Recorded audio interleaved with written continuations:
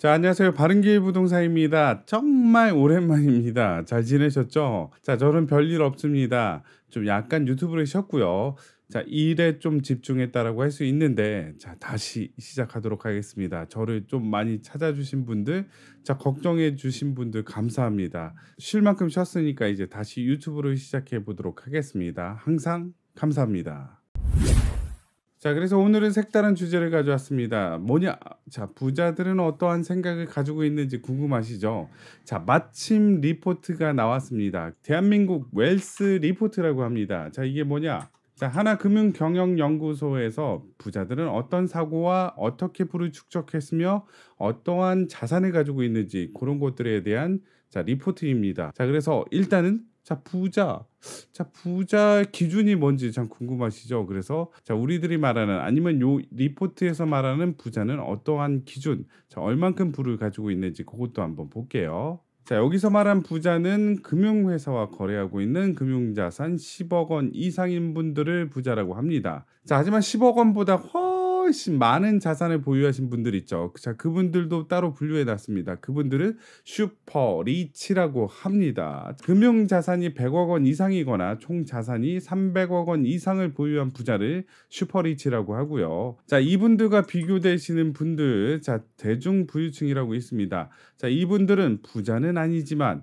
자, 그렇다고 일반 대중도 아닌 금융 자산이 10억 원에서 10억 원 미만을 보유하신 분들을 대중 부유층이라고 한다. 자, 어느 정도 부를 읽었지만 부자라고 하기에는 약간 애매한 자, 그 층을 자, 대중 부유층이라고 하고요. 그 외에는 바로 일반 대중이라고 해서 금융 자산이 1억 원 미만이신 분들을 말하는 겁니다. 자, 그렇다면 일단 슈퍼 리치. 자, 그분들은 과연 직업이 뭘까요? 자, 그래서 슈퍼 리치와 일반 부자 두 분들을 한번 비교해 봤습니다. 자, 일반 부자는 아까 전에 얘기했듯이 1억 원에서 10억 원 정도 금융 자산을 보유한 분들을 얘기하는 거고요. 자, 일단 슈퍼 리치의 많은 자, 3명 중에 1명은 뭐냐? 기업 경영가입니다. 바로 우리들이 알고 있는 CEO라고 할 수 있죠. 자, 그리고 슈퍼리치 직업 중 2위는 뭘까요? 의료, 법조계 전문직. 아하. 의사, 변호사, 검사 등등 해가지고 공부 잘하셔서 의사 또는 자, 법조계에 계신 분들 중에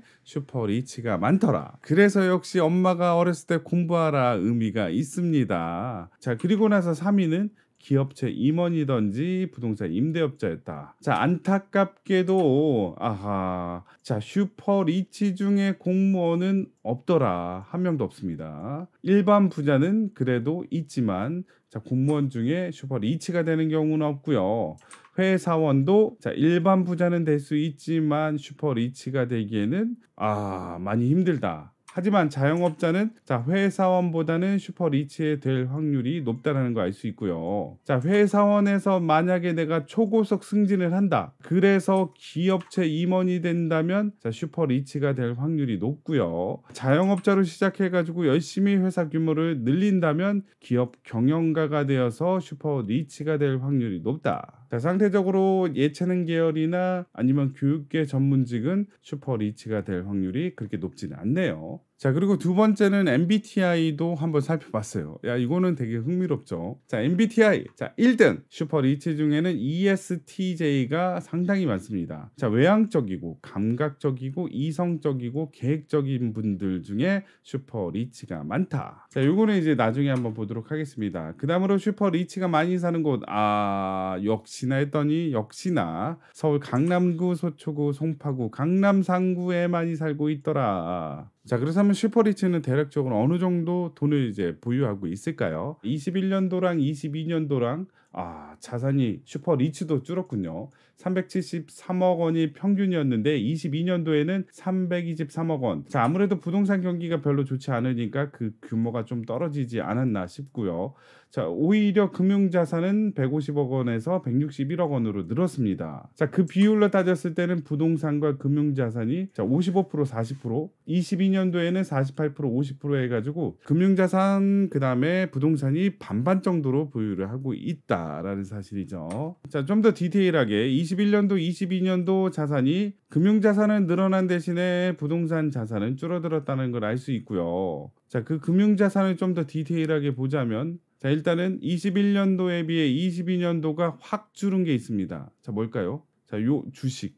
자, 요 색깔. 기존에 재작년 21년도에는 45%였지만 그거를 16%까지 자, 많이 줄였습니다. 자, 요즘에 주식이 좀 거시기 하죠. 주식 비중은 줄었지만 늘은 게 있습니다. 바로 현금, 예금 비중을 자, 많이 늘렸어요. 자, 예금을 보시면 17%에서 32%까지 늘렸고요. 자, 그리고 현금, 입출금, 통장 등은 8%에서 26%까지 늘려서 총 자산에서 봤을 때 대략적으로 58%, 반 이상을 예금, 현금, 입출금, 통장으로 자, 가지고 있더라. 주식은 많이 줄이고. 자, 우리는 어떨까요? 자, 주식은 많이 줄어들었죠. 자, 물려가지고.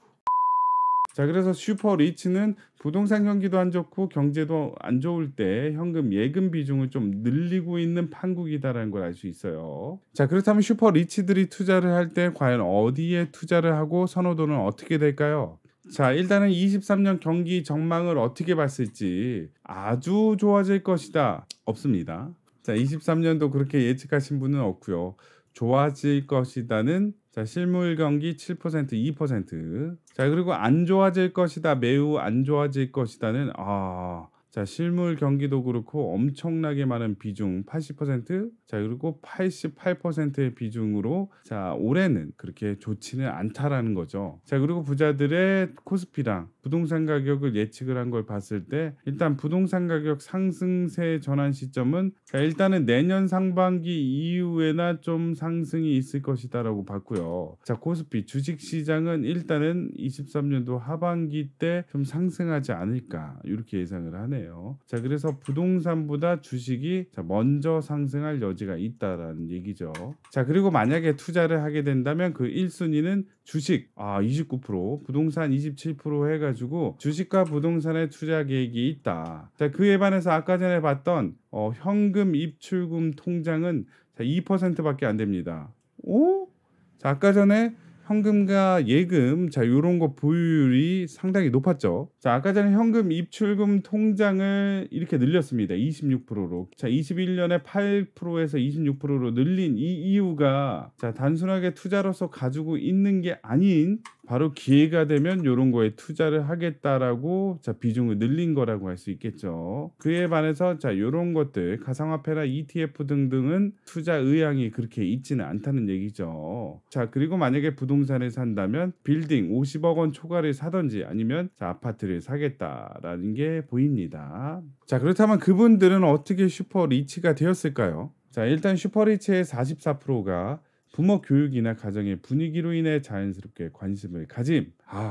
자, 이래서 또 어렸을 때부터 이제 가정 교육이 정말 중요하다는 것도 느꼈고요. 자, 아니면 자, 자녀가 출산해가지고 이게 장난이 아니네. 기저귀값 벌어야지. 그리고 자, 부모 부양 등으로 해가지고 책임 의식을 갖게 되면서 관심을 가지게 돼서 부자가 되는 경우도 있는데, 자, 그분들은 슈퍼 리치보다 일반 부자 아니면 대중 부유층들이 상대적으로 많은 비중을 차지하더라라는 걸 알 수 있습니다. 자, 슈퍼리치들은 얼마나 저축을 할까요? 그것도 자세하게 나와 있습니다. 자, 소비 비율, 저축 비율, 대출금, 상환 비율로 하는데 비율을 봤을 때 소비 비율은 슈퍼리치가 일반 부자에 비해서 상대적으로 적었다. 자, 그 대신 저축 비율은 슈퍼리치가 제일 많고요. 자, 그다음에 일반 부자, 대중 부유층들은 상대적으로 적었다. 자, 슈퍼리치가 저금을 많이 하는 건 맞는데요. 자, 실질적으로 소비 비율은 적지만 자, 소비는 요 정도면 많은 거죠. 왜냐면 슈퍼리치는 자, 연봉이 한 12억에서 한 15억 정도 하시는 분들인데 자, 이분들의 37%가 소비로 나간다. 자, 그렇게 따지면 한 4억, 5억 정도 1년에 쓰는 거예요. 자, 비율은 적어도 자, 소비 금액 자체가 그렇게 적지 않다라는 얘기죠.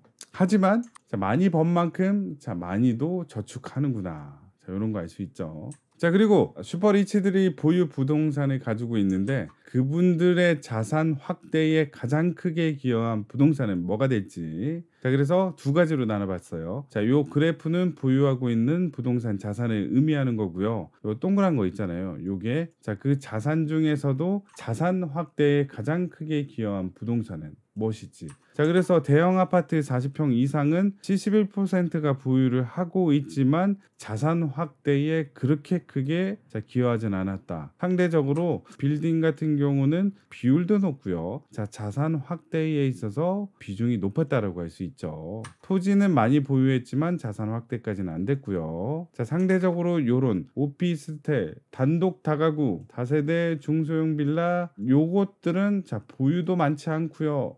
자, 그다음에 자산 확대에 기여도 적게 했다라는 걸 알 수 있습니다. 자, 하지만 자, 신혼부부 아니면 사회 초년생분들 자, 뭐 많이 사죠? 아파트 비싸다고 빌라, 다세대 주택 많이 사죠. 아하, 자, 그런 거에 대한 자산 기여는 자, 많지 않다라고 리치들은 생각하지만 상대적으로 일반인들은 자, 많이 보유를 하고 있다라는 게 좀 다른 점이라고 할 수 있겠죠. 자, 오피스텔도 많이 사지만 기여도에 있어서는 그렇게 높지 않습니다.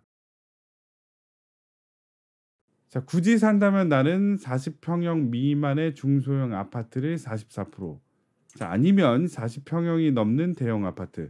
자, 그래서 아파트 투자하겠다 64%. 자, 그중에 40평형 미만. 자, 아무래도 84제곱 뭐 34평형 정도 자, 가장 선호하지 않을까 싶고요.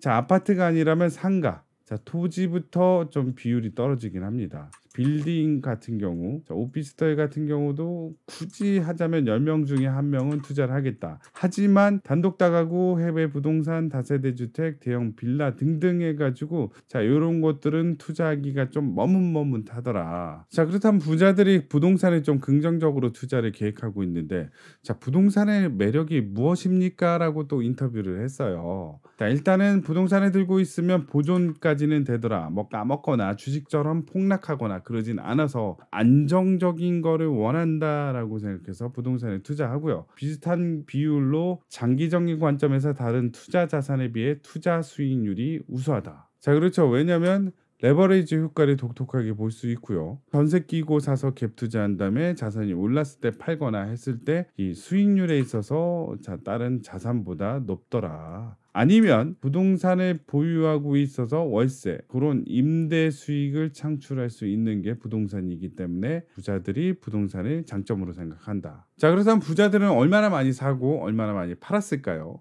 자, 일반 사람들에 비해서요. 자, 그래서 이렇게 세 개 나눠봤습니다. 일반 대중이 얼마나 샀는지, 자, 나이대별로 40대, 50대, 60대, 70대. 자, 그리고 자, 매도 경험은 얼마나 됐는지. 자, 그래서 자, 자산에 따라서 산 횟수, 판 횟수, 연령에 따라서 분류를 하자면 어쨌거나 부자분들은 자, 일반 대중에 비해서 자, 사기도 많이 샀다. 자, 부자들 5.3회, 일반 대중 2.3회 했다, 샀다. 자, 그중에 부자의 70대 이상이 평균보다도 확실히 많이, 대략적으로 10번을 샀다라고 할 수 있고요. 팔기도 많이 팔았죠. 일반 대중은 1.8회 정도 팔았는데 부자들은 3.1회 팔았다. 자, 그럼 좀 더 디테일하게 샀지만 자, 몇 프로 정도를 팔았을까요? 자, 부자들은 자, 얼만큼 사고 그중에 몇 프로를 팔았을까요? 자, 엑셀로 정리해봤습니다. 일반 대중은 내가 산 자산의 78%는 판다. 그에 반해서 부자들은 자, 일반 대중에 비해서 2배 이상 더 많이 사고요. 팔기도 많이 팔지만 2배 정도는 아니에요. 그래서